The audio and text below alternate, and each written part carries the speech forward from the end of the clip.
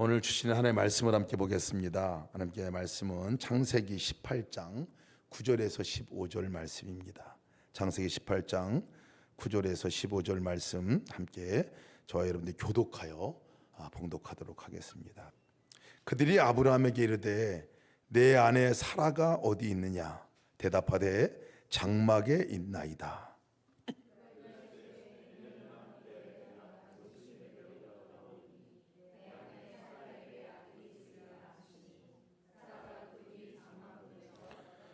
아브람과 사라는 나이가 많아 늙었고 사라에게는 여성의 생리가 끊어졌는지라.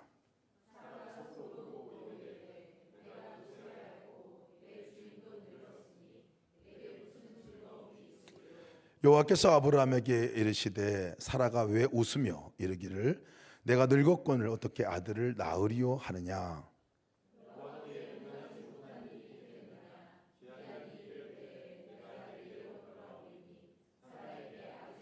같이 읽습니다. 사라가 두려워서 부인하여 이르되 내가 웃지 아니하였나이다. 이르시되 아니라 내가 웃었느니라. 아멘. 오늘 시간에는 특별히 그때가 하나님의 때라는 제목의 말씀으로 나누실 텐데요. 우리 임영재 목사님이 나오셔서 말씀을 전해 주시겠습니다. 임영재 목사님 저희 유일한 소속 목사님이세요. UGM 사역 때문에 뭐 정신없이 다니시느냐고 모시기도 참 어려운데 오늘 이렇게 함께 말씀을 전하러 오셨습니다. 우리 오실 때 우리 목사님 또 사역도 격려하시고 또 우리 말씀 하나 주실 것을 감사하고 목사를 환영하면서 박수로 우리가 맞이하겠습니다.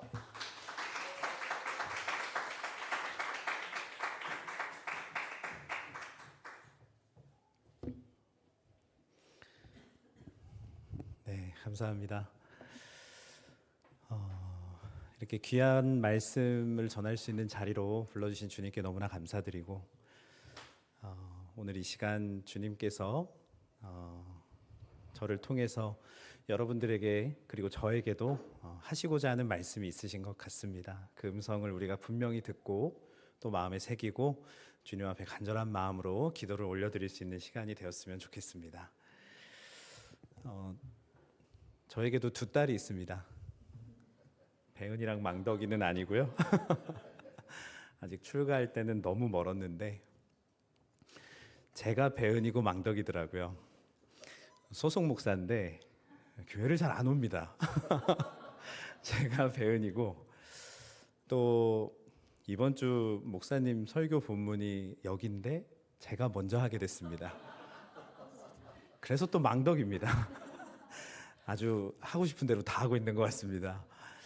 이렇게 앉아서 기도를 드리며 내가 배은이 망덕이었구나라는 생각을 찬양 시간에 좀 갖게 되었는데 내가 배은이고 임을 깨닫게 되는 그 순간이 하나님의 때라는 생각이 또 문득 들었습니다. 오늘 설교 말씀의 제목을 이렇게 정하게 되면서 정말 이곳에 모인 우리 모두가 사실은 굉장히 늘 어렵고 늘 고되고 또 잘 안 되고 막힌 것 같고 이게 맞을까라는 생각이 하루하루를 우리를 괴롭히기도 하고 멈추기도 하고 쓰러뜨리기도 하는데 바로 그때가 하나님이 일하실 때라는 것을 믿는 그 믿음을 우리가 오늘 주님 앞에 구했으면 좋겠습니다. 오늘 우리가 함께 읽은 이 말씀은 아브라함과 여호와 하나님의 대화입니다. 참 주님하고 친밀했던 것 같아요.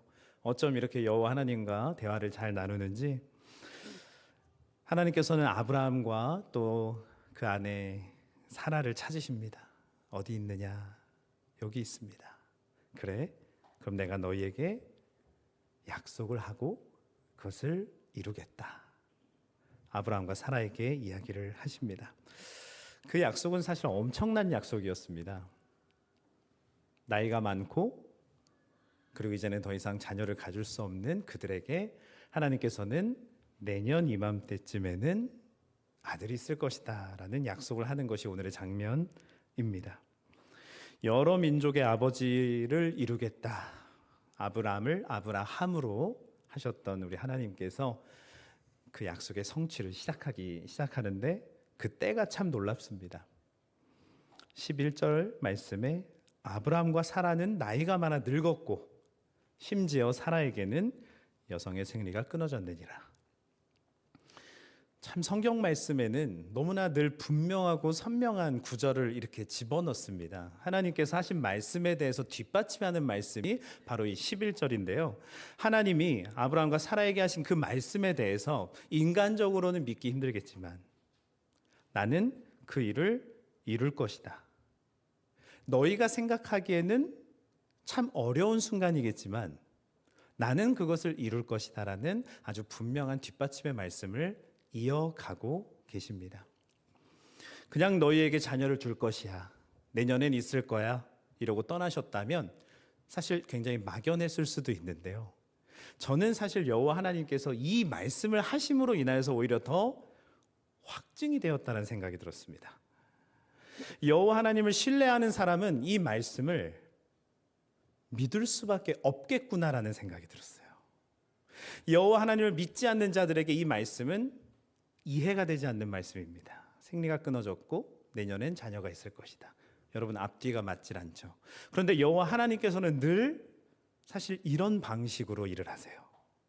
이게 여호와 하나님의 일하는 방식이십니다. 우리의 생각, 우리의 사고, 우리의 능력, 우리의 상황에 따라서 하나님께서 일을 하시는 것이 아니라 하나님의 때는 항상 막히고 절망적이고 쓰러지고 아무런 힘이 없을 때, 주님만을 찾게 될 때 하나님은 그때부터 일을 하기 시작하십니다. 우리의 자아가 충만하고 우리가 할 수 있을 때 그때 주님은 아무것도 하실 수가 없는 것이죠. 저는 오늘의 본문을 보면서 참 하나님께서 정말 우리를 보시면서 참고 또 참고 기다릴 때까지 기다리시는 분이다라는 생각이 들었습니다. 누구나 할 수 있는 그때에 하나님께서 일하시는 것이 아니라 그건 누구나 할 수 있는 일이겠죠. 하나님은 감히 그 누구도 할 수 없는 그 순간을 기다리고 참고 계셨다가 그 순간 자신의 모습을 나타내고 드러내 보이십니다. 그런데 그 순간에 사라의 행동은 참 우리의 행동 같았어요. 여러분 사라가 어떻게 했죠? 장막 뒤에서 웃었습니다. 우리는 늘 하나님께서 말씀하실 때 마음속으로 때로는 웃습니다. 아유 말도 안 돼요 하나님. 이런 태도를 우리도 보이죠. 그것은 사라의 태도와 똑같은 거였습니다. 아유 내가 늙었고 더 이상 기쁨이 없는데 그게 무슨 말씀이십니까? 사라는 마음속으로 믿지 않았던 것이죠. 하나님 그게 무슨 말씀이십니까? 이거는 택도 없습니다. 여러분 우리가 늘 하나님을 믿는다 하면서도 이와 같은 태도로 말씀을 대할 때가 굉장히 많습니다. 하나님 제 생각에는요. 하나님 그게 아니라 지금 우리 상황은요. 그렇지가 않다라는 것입니다. 하나님 그건 안 될 겁니다. 오히려 우리가 하나님께 가르치죠. 하나님 그럴 수 없을걸요? 여러분은 하나님 앞에 어떤 태도로 오늘 말씀 앞에 또 쓰셨습니까? 어떤 믿음을 구하기를 원하십니까? 주님께서는 여러분들에게 믿음 주기를 원하시거든요. 그것도 하나님의 방식으로. 우리의 방식이 아니라 우리의 사고가 아니라 하나님의 방식으로 여러분들에게 놀라운 그 기이한 일을 보여주기를 원하고 계십니다. 하나님께서는 아브라함과 약속을 하신 이후에 그냥 내버려 두신 것이 아니라 그 일을 보여주겠다, 성취하겠다 그렇게 말씀을 하셨습니다. 그리고 실제로 이렇게 나타나신 것이죠. 그럼에도 불구하고 우리는 너무나 말짱한 두 눈으로 늘 보고 낙심하고 또 좌절합니다. 우리의 생각과 시선으로 보았을 때 이건 안 된다라고 여길 때가 너무나 많습니다. 큰 병에 걸린 환자에게 의사 선생님께서 어떤 선고를 내렸을 때 우리는 이제 끝났다라고 여기죠. 아, 이제는 어렵겠구나. 내가 속한 공동체 안에서 나와는 다른 다수의 의견이 나오게 되면 우리는 마음이 어렵습니다. 흘러가는 세상의 흐름, 그리고 내가 그동안 겪어왔던 경험들이 자꾸만 우리를 무너뜨리고 하나님을 신뢰하지 못하게 합니다. 하지만 놀랍게도 우리가 바로 그 마음을 가졌을 때 우리가 취해야 되는 믿음은 바로 그때가 하나님의 때라는 믿음을 가지라는 것이죠. 오늘의 본문이 바로 그것을 이야기하고 있습니다. 혹시 오늘 이 자리에 나오신 분들 마음 가운데 좀 낙심이 있으십니까? 아니면 좀 괜찮으십니까?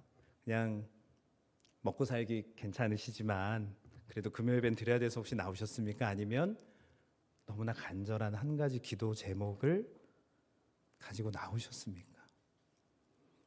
기도 제목 없으십니까? 기도 제목 있으십니까?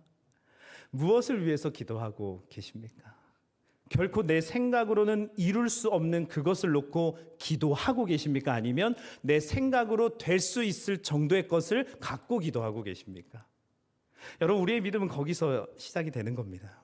나는 내 생각으로 불가능한 것을 놓고 하나님께 기도하고 있는지, 아니면 딱 내 수준만큼의 기도를 주님께 올려드리고 있는지, 그것이 바로 내가 하나님을 향한 믿음의 수준이라는 것이죠.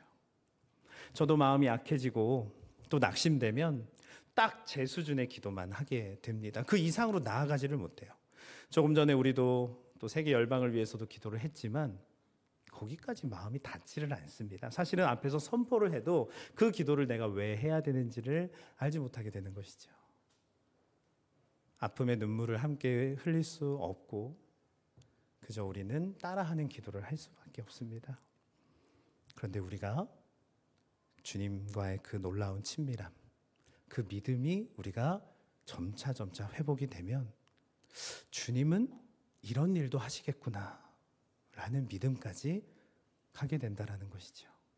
사라가 장막 뒤에서 웃었던 것처럼 우리가 여호와 하나님을 여전히 웃음으로 대하는 것이 아니라, 그렇죠 주님, 나의 생리는 끊어졌습니다 주님. 나는 늙었고 내 주인도 늙었습니다. 그런데 주님은 하시겠군요. 이 태도까지 우리가 나아갈 수 있게 된다라는 것입니다. 여러분, 여호와 하나님을 완전히 신뢰하고 계십니까? 주님은요 절대 우리의 수준으로 일하지 않으십니다. 누가복음 6장 32절에서도 우리 주님께서는 사랑에 대해서 우리의 수준으로 이야기하지 않으셨습니다. 너희가 만일 너희를 사랑하는 자만을 사랑하면 칭찬받을 것이 무엇이냐? 죄인들도 서로 사랑하느니라. 여러분, 주님은 딱 우리의 수준으로 하기를 원하지 않으십니다. 우리가 이 땅 위에서 그리스도인으로 살아가는, 예수님과 동행하는 사람으로 살아가는 그 목적은요, 우리의 수준으로 살기를 원하시는 그것이 아닙니다. 여러분은 그 안에 갇혀 계십니까? 아니면 그것을 뚫고 나가 생수가 흘러 넘치는 그 삶까지 나가고 계십니까? 여러분, 우리는 그것을 나 스스로에게 질문을 해야 합니다. 나는 그런 사람인지 아니면 아닌 건지. 여러분, 우리가 오늘 주님 앞에 기도하고 구해야 될 것은 바로 그것입니다. 나는 내 수준을 뛰어넘는 그 기도를 하고 있는가? 나의 믿음은 그것을 뛰어넘었는가? 아니면 여전히 갇혀있고 웃음이 나오는가? 하나님이 말씀하셔도 나는 여전히 믿지 않는 그러한 마음 가운데 있지는 않은지. 여러분, 우리는 바로 그것을 생각해 봐야 합니다. 그래서 주님은 말씀하신 것이죠. 생리가 끊어졌다. 인간적으로 완전히 끊어진 상태입니다. 아이를 가질 수 없죠. 그런데 그때 바로 주님의 일은 시작이 되었습니다. 감히 우리는 알 수 없고 보여지지 않지만 주님의 일은 시작이 됐다라는 것이죠. 하나님께서는 바로 그 비웃음조차도 품으시고 자신의 일을 이루어 가십니다. 저도 많은 자리에서 예수님과의 동행을 전하는 이 일을 계속해서 하고 있습니다. 저 스스로도 사실은 이런 사라의 웃음이 있을 때가 있었어요. 주님을 믿지 못할 때가 있었습니다. 이것을 이곳에서 전한다고 될까라는 생각. 이분들이 계속 예수동의 일기를 쓰시면서 할 수 있을까라는 그 생각이 자꾸만 저를 괴롭힙니다. 그리고 저를 굉장히 자신감 없게 믿음 없는 사람으로 만들어갈 때가 굉장히 많았습니다.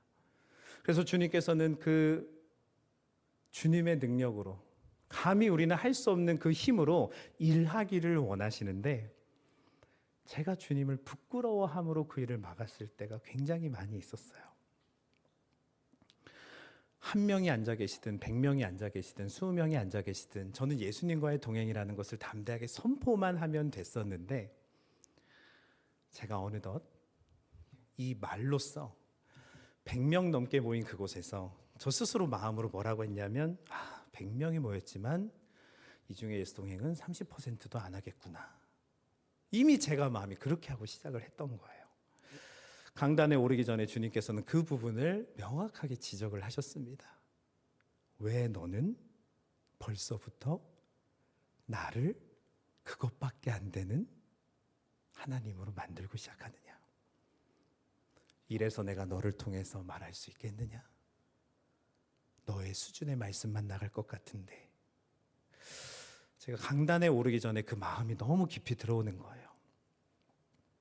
내가 사라와 같이 비웃었구나. 하나님은 하시겠다고 일을 이미 시작하셔서 나를 부르셨는데 저는 마음속으로 웃고 있었던 거예요. 주님 또 30%만 쓰겠죠? 저 어르신들은 못 쓰겠죠? 또 저한테 갖고 와서 아이디어 없다고 하시겠죠? 또 저를 힘들게 하시겠죠? 가입도 안 되는 일기 또 포기하고 짐 싸서 나가시겠죠? 어느덧 제가 이 예수동행 운동을 9년 차 하고 있는데 그런 너무 쓸데없는 믿음이 생긴 거예요. 그냥 100이면 100 다 예수동행 했으면 좋겠습니다. 제가 정말 위재임 사역을 처음 시작할 땐 그 마음으로 막 달려가서 떨리는 마음으로 말씀을 전했었는데 어느덧 제가 30%의 비웃음짜리 믿음을 가지고 있더라고요. 그러니 주님은 일을 못 하시는 겁니다. 딱 내 수준의 사역이 되고 있는 거예요. 딱 내 수준의 메시지만 선포가 되고 있는 겁니다. 100여 명이 모였던 그 교회에서 제가 너무나 주님 앞에 부끄러워서 주님 아닙니다. 이분들을 넘어서서 오늘 이 자리에 오지 않은 사람들에게까지 예수님과의 동행을 전해 주십시오. 저는 그렇게 쓰임 받길 원합니다. 그 마음으로 올라갔어요. 여러분 하셨을까요? 안 하셨을까요? 저는 모르지만 하셨으리란 믿음은 있습니다.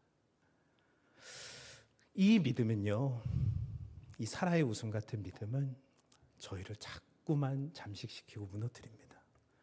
그리고 자꾸만 작은 성도로 만들어 갈 거예요. 안 된다 안 된다 하는 성도가 될 겁니다.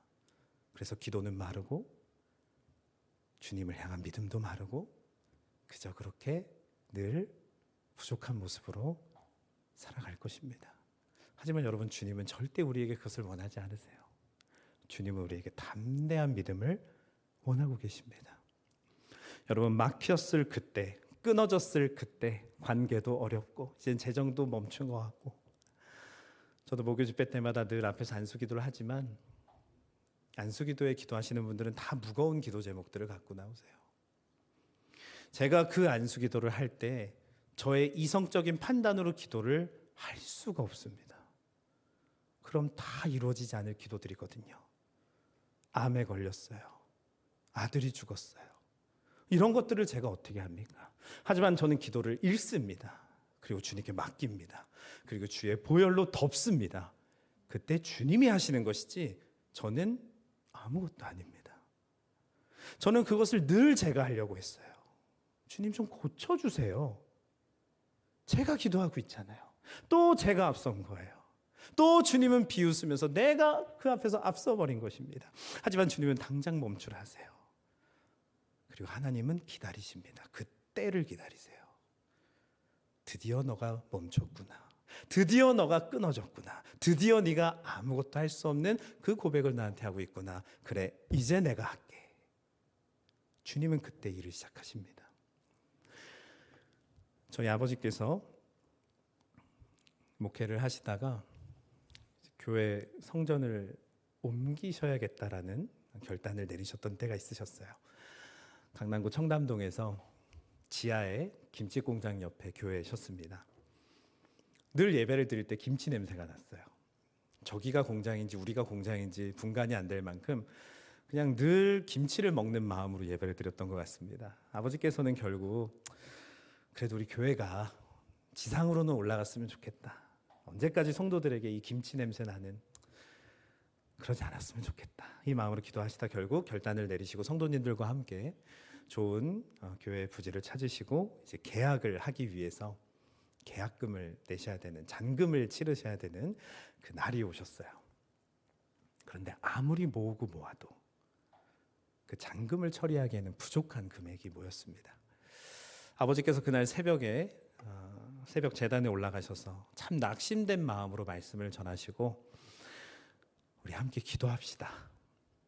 여러분, 우리 교회가 이러이러한 상황입니다. 여러분, 우리 끝까지 기도합시다. 우리가 이제 할 수 있는 건 기도밖에 없습니다. 그러고 기도를 선포하고 내려오셨다고 해요. 정말 긴 시간 기도를 하고 성도님들이 다 돌아가시고 난 후에 저희 아버지께서 이제 교회를 정리하고 나가시려고 하는데 늘 새벽 기도만 오시던 부부가, 젊은 부부가 다시 교회로 들어오시더랍니다. 그래서 아버지에게 봉투를 내미셨대요. 목사님, 교회 사정을 아까 잘 들었습니다. 이 부족한 금액이겠지만 그곳에 사용되었으면 좋겠습니다. 이 금액은 우리 어린 두 아들이 어렸을 때부터 받아왔던 그 돈들을 이제 대학 가면 주려고 모아왔던 겁니다. 근데 집에 들어가서 이 교회 사정을 잘 말씀드렸더니 그러면은 교회에 갖다 드리죠. 그 초등학생 되는 두 아이가 그렇게 이야기를 했대요. 아빠, 바로 그 교회 갖다 드리세요. 그래 얘들아, 앞으로는 하나님께서 우리를 책임져 주실 거야. 그러고 그냥 뒤도 안 돌아보고 그냥 그거 가져오셨답니다. 출금해서.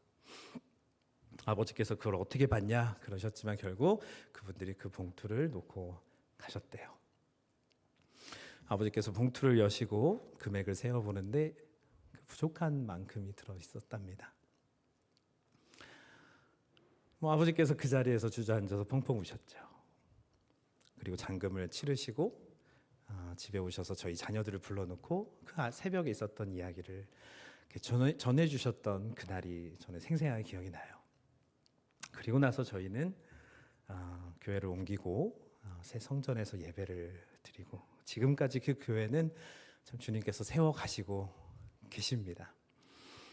저는 그때 그 아버지께서 하셨던 그 말씀, 이제는 우리가 할 수 있는 게 아무것도 없습니다. 여러분, 이 교회를 위해서 우리 기도합시다.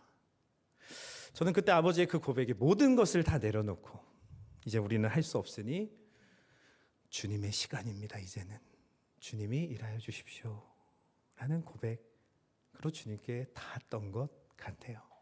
정말 다 내려놓고 이제는 주님밖에 남지 않은 그 기도. 여러분, 그 기도를 주님이 기뻐하실까요? 어떻게 여기실까요? 드디어 얘가 나만 믿기 시작하는구나. 하나님은 그때 마음이 움직이시는 겁니다. 그리고 감히 우리는 이해할 수 없는 그 일을 주님께서는 이루어 가시는 것이죠. 여러분, 아브라함과 사라가 늙고 생리가 끊어졌다. 주님을 신뢰하지 않는 자들은 여기서 멈춰버립니다. 그리고 주님을 원망하고 비판합니다. 마음껏 하나님을 원망합니다. 주님, 도대체 언제까지? 주님, 언제 일하실 것입니까?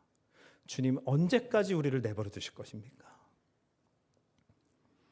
도무지 우리의 생각으로는 이해할 수 없지만 그 순간이 하나님의 때라 여겨지는 우리의 믿음이 있다면 우리는 그 순간 하나님의 일하심을 보게 될 것입니다. 여러분, 그 일을 보고 싶지 않으십니까? 그동안 늘 보면서 오셨습니까? 예수님과 동행하시면서 어떤 일들을 보면서 오고 계십니까? 우리는 움직이는 주님의 교회 아닙니까? 움직이기만 하고 있습니까? 아니면 주님이 하시는 일을 여러분들은 보고 계십니까? 우리가 주님 앞에 나의 약함을 내려놔야 됩니다. 인정해야 합니다.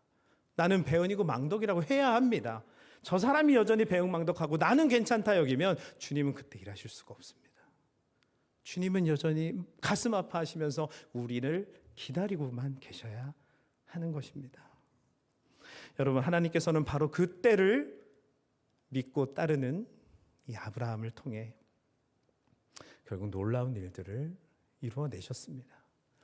우리 창세기 18장 이후의 말씀들은 또다시 연약한 인간의 모습도 나오지만 아브라함을 통해 놀라운 기도를 하게 하셨고, 소돔과 고모라 정말 의인이 50명만 있어도 멸망시키지 마십시오. 5명이 부족해도 멸망시키지 마십시오. 10명이 부족해도 멸망시키지 마십시오. 이 기도를 할 수 있는 아브라함으로 주님은 이끌어 가셨습니다. 그리고 그들에게 실제 이삭을 허락하시며 정말 민족의 아버지로 주님은 이끌어 가셨습니다. 여러분, 이것을 믿으십니까? 홍해의 갈라짐도 믿으십니까? 이삭을 주신 하나님도 믿으십니까? 우리의 믿음은 바로 이 말씀을 온전히 믿는 믿음으로 나아가야 되는 것입니다. 주님은 그때 우리의 입술을 열어 기도를 시키시고 우리의 삶의 놀라운 일들을 보이기 시작하십니다. 저는 바로 우리 예수동행 교회가 그것들을 보고 또 간증하고 또 서로 그 놀라운 일들을 함께 나눌 수 있는 교회가 되었으면 좋겠습니다. 저도 참 예수동행 교회를 올 때마다 좋습니다. 물론 모르는 분들도 많아졌지만 아직은 아는 분들이 더 많습니다. 그냥 모르겠어요. 오랜만에 들은 고향집 같다는 생각이 늘 듭니다. 그래서 마음이 늘 편안해지고 또 말씀단에 설 때만큼은 간절해집니다.